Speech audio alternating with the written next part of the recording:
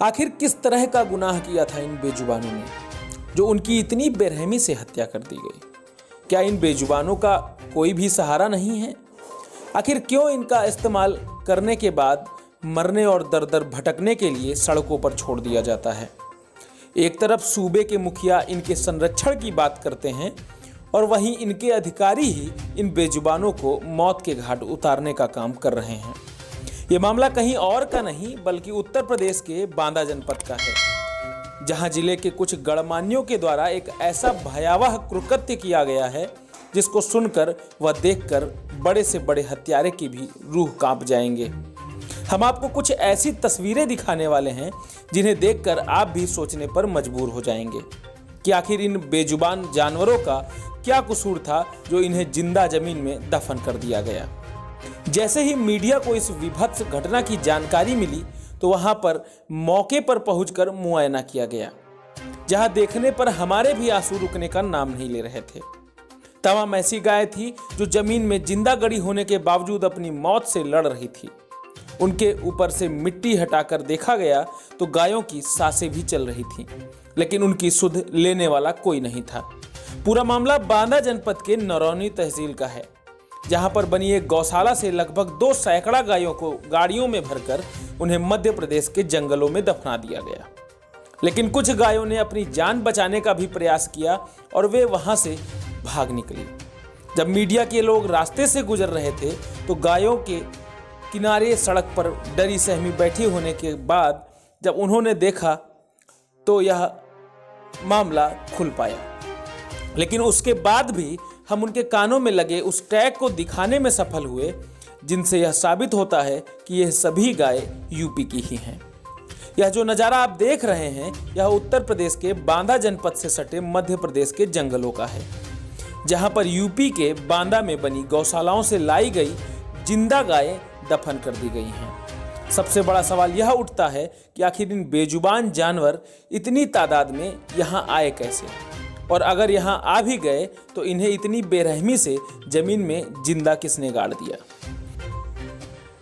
पूरे मामले की जैसे ही नरैनी के स्थानीय विधायक राजकरण कबीर को जानकारी मिली तो उनके द्वारा भी मध्य प्रदेश के जंगलों में पहुंचकर मौके का मुआयना किया गया और जिस तरह गायों को दफन किया गया था उस जगह की मिट्टी साफ करते हुए देखा गया तो उनके भी रोंगटे खड़े हो गए।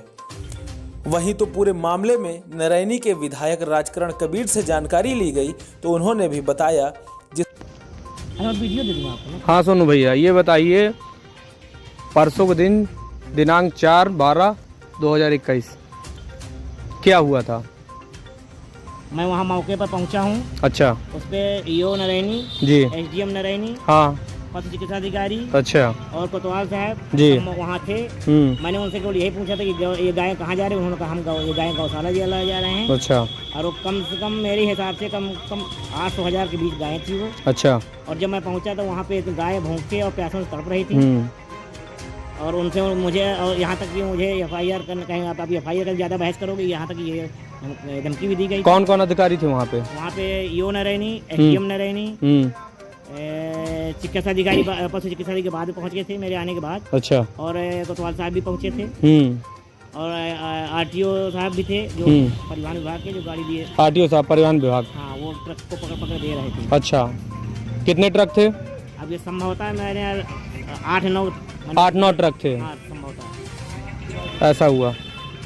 फिर इसके बाद आपसे आपकी ईओ साहब से क्या बात हुई? उन्होंने कहा कि वीडियो सब बनाना बंद करो। अच्छा। और ये सब व्यवस्थित हम ले जाएंगे, सुरक्षित जगह ले जाएंगे। अच्छा। और जहाँ पे हम देंगे आपको सूचित किया जाएगा, आपको बताया जाएगा, आप कार्यालय आइएगा। मैं आज कार्यालय गया तो मैं वहाँ SDM साहब नहीं मिले और ईओ साहब थे नहीं। उन्होंने ये कहा कि आप SDM साहब से जानकारी करिए और जिसका मैंने ज्ञापन बना के तहसीलदार साहब को देने गया। थाना अध्यक्ष भी मौजूद थे वहाँ पर? जी, थाना अध्यक्ष महोदय। थाना अध्यक्ष बाद में आए थे। अच्छा। और मैं आज ज्ञापन बना के तहसीलदार महोदय देने गया, वो वहाँ पे ज्ञापन लेने से इनकार कर दिया। अच्छा। और उसके बाद मैं अग्रिम कार्रवाई आगे करूँगा। अच्छा। इस तरह से हमारे क्षेत्र में इस विभत्स घटना को अंजाम दिया गया है, यह अपने आप में एक बड़ा सवाल खड़ा करता है। कहीं न कहीं इस घटना के पीछे हमारी सरकार को बदनाम करने का प्रयास किया जा रहा है। जिस तरह से हमारी सरकार ने गौरक्षा को लेकर तमाम तरीके के बजट पास किए हैं और उनके रखरखाव की व्यवस्थाएं भी की हैं, लेकिन कहीं न कहीं जिस तरह से यह कृत्य किया गया है, यह अपने आप में कई बड़े सवाल खड़े कर रहा है। अगर इस मामले में जिले के अधिकारी संलिप्त हैं तो कहीं न कहीं मेरे द्वारा शासन को पत्र लिखकर इस विषय में अवगत कराया जाएगा और उनके खिलाफ जो भी उचित कार्रवाई होगी कराने का प्रयास किया जाएगा। आइए देखते हैं क्या कुछ कह रहे हैं स्थानीय विधायक राजकरण कबीर।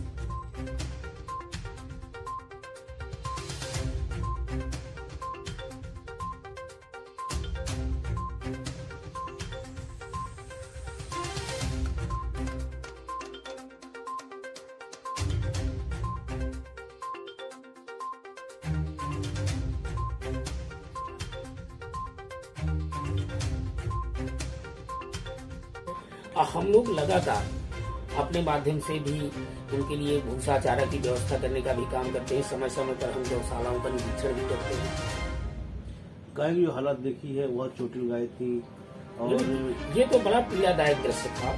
और मेरा तो कहना यह है कि अगर ऐसा कुछ विषय आता है और इसमें जो भी जिसकी भी संलिप्तता पाई जाएगी, कोई भी, चाहे वो प्रशासनिक अधिकारी हो, कोई भी मैं कहता हूँ गौकसी से जुड़ा हुआ व्यक्ति हो, कोई भी व्यक्ति हो, तो उसके खिलाफ निश्चित रूप से कानूनी कार्रवाई होनी चाहिए और करवा के रहेंगे हम लोग इस पर। तो ऐसा नहीं है कि यह इतनी बड़ी घटना को सीधे नजरअंदाज हमारी सरकार की। प्रशासन ने बताया कि गायों को यहाँ ट्रांसफर किया गया, अन्य गौशाला में ट्रांसफर किया गया। क्या वो जांच की अभी तक की? नहीं, चूंकि अभी इतना समय ही नहीं मिला। कल मैं स्वयं जाकर गौशालाओं का रिकॉर्ड चेक करूंगा कि किस गौशाला में कल कितनी गायें ट्रांसफर की गई। स्थानीय लोगों का मानना ये है कि जिला के आरटीओ के द्वारा वहाँ पर खड़े होकर के गौशालाओं से गायों को निकलवाया गया। देखिए, ट्रक के द्वारा कौन क्या कह रहा है, ये तो जब उसकी जांच हो, ये जांच का बिंदु है। अगर आरटीओ, कोई भी अधिकारी, ईओ और या मतलब मैं कह रहा हूँ एसडीएम, कोई भी अधिकारी अगर इसमें संलिप्त पाया जाएगा तो उसके खिलाफ हम कार्रवाई के लिए शासन को और हमारी सरकार निश्चित रूप से उस पर कार्रवाई करेगी। जो ये सख्त निर्देश है कि गौशालाओं को पूरा ध्यान रखा जाए और पूरा बजट दिखते हैं, लगातार ध्यान भी रखते हैं इस चीज की गौशालाओं में गाय भी स्थिति अच्छी रहे और कहीं में कमी ना हो पाए। ऐसे हालात में क्या अधिकारियों की मंशा के बिना ये काम हो सकता है? और यदि कोई संलिप्त है तो क्या शासन को लिखेंगे इसके लिए? आप देखिए, चूंकि यह ऐसा सीजन है जिस समय मुझे ऐसा लग रहा है गायों के लिए पर्याप्त पुआल इस समय, और अभी तो ऐसा कुछ भी नहीं है कि गायों से ज्यादा कोई फसल चूंकि कट के घर आने वाली है, कोई बहुत ज्यादा गाय से नुकसान भी अभी इस समय नहीं हो रहा और उनके लिए पर्याप्त चारे की व्यवस्था गांव में भी है। तो जिसने भी यह काम किया है निश्चित रूप से कोई न कोई साजिश है, हमारी सरकार को बदनाम करने की साजिश है और इसको उजागर होना चाहिए। ये नरैनी से कितना दूर पर ये मिली है गायों की लाशें दफन मिली है? मुझे ऐसा लग रहा है कि यह करीब 40 किलोमीटर के आसपास की रेंज पे ये चीज है। ये डिस्ट्रिक्ट कौन सा पता जहाँ मिली है और राज्य कौन सा है? इसको मध्य प्रदेश कहा जाए। मध्य प्रदेश में पन्ना डिस्ट्रिक्ट ही होगा वो। तो कहीं ऐसा तो नहीं कि यूपी से एमपी भेज दिया ताकि जो है पैसा खा लिया जाए और जो है चीजें सुविधाएं जो है एमपी की? देखिए, यह कुछ नहीं कहा जा सकता, अभी यह कुछ नहीं कहा जा सकता कि किसकी साजिश है, लेकिन निश्चित रूप से कोई न कोई साजिश है जिसमें हमारी सरकार को बदनाम करने का प्रयास है। कोई पत्र लिखेंगे इस बारे में? जी, कोई पत्र लिखेंगे इस बारे में सरकार को? निश्चित रूप से मैं सरकार में पत्र लिखूंगा कि इसका जांच कराई जाएगी, दोषियों के खिलाफ कार्रवाई कराई जाएगी। अब बांदा के कलेक्टर साहब क्या कह रहे हैं, आइए सुन लेते हैं। हुई है कि नरैनी से कुछ गौवंश जो है पन्ना में कोई जगह है वहाँ ले जाकर छोड़ा गया है और दफनाया गया है। तो ऐसी कोई घटना नहीं हुई है। और जहाँ तक गौवंश की बात है तो हमारी वो मोतिहारी मंडी है। मोतिहारी मंडी में हमारे 3 धान क्रय केंद्र खुले हुए हैं और उसमें पहले से काफ़ी जानवर थे। अब कुछ जानवर सड़कों से कलेक्ट करके मंडी में रखे गए थे। तो उन मंडी में जो पहले जानवर थे उसकी संख्या ज़्यादा थी, तो 3 धान क्रय केंद्र खुल गए थे और जो सड़कों से जानवर हम लोग को जुटाए थे वहाँ से इकट्ठा करके हमारी जो 3 अस्थायी 4 गौशालाएँ वहाँ हम लोगों ने भेजा है।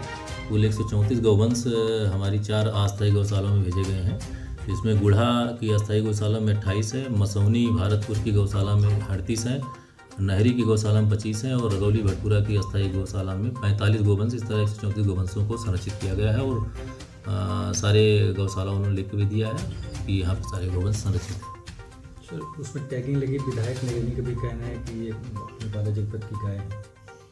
और विधायक का वर्जन हम नहीं बता सकते, विधायक का वर्जन तो विधायक स्वयं बताएंगे। जो मेरा वर्जन है वो मैं बता दिया। कुछ मामले में जांच वगैरह जांच के हमने सीडीओ हमारे सीनियर अधिकारी हैं जिले में, उनको मैं जांच के लिए नियुक्त किया हूँ। 2 दिन के अंदर विस्तृत जांच रिपोर्ट देंगे।